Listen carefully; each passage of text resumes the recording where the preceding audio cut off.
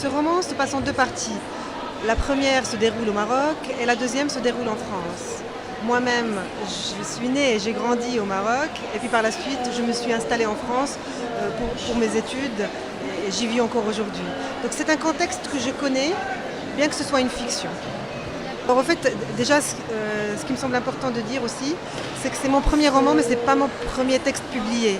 Auparavant, j'avais écrit et publié des nouvelles depuis quelques années, que ce soit au Maroc, dans des revues ou des publications collectives, et également en France, et notamment dans une belle revue qui s'appelle Apulé et qui paraît aux éditions Zulma en France. La littérature marocaine, l'expression française, on a des voix très fortes depuis toujours.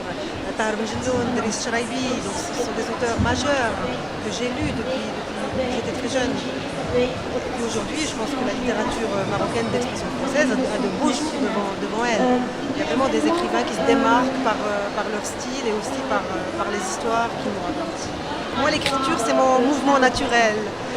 J'ai toujours écrit et je continuerai toujours d'écrire, voilà, que ce soit des nouvelles ou des romans.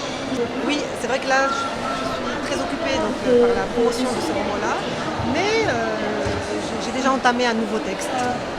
Bien entendu, je suis d'abord une grande lectrice et je conseille aux jeunes de lire. C'est un moyen non seulement d'enrichir sa culture et d'apprendre de nouvelles choses, mais aussi c'est un moyen d'évasion extraordinaire. Et, je suis contente d'abord qu'il y ait ce genre de manifestations au Maroc et des salons dédiés aux livres, mais je pense que ces initiatives-là devraient se multiplier, en particulier en ce qui concerne la diffusion des livres auprès des jeunes. Voilà. Parce que ça c'est un point crucial. Ce travail sur la langue. D'ailleurs, les critiques en France ont jugé cette langue, ils ont dit que c'est une langue métissée, ce qui me convient très bien. Parce que naturellement, mon imaginaire est empreint de cette culture qui est la mienne. Il y a beaucoup d'images, il y a beaucoup de métaphores, beaucoup de poésie.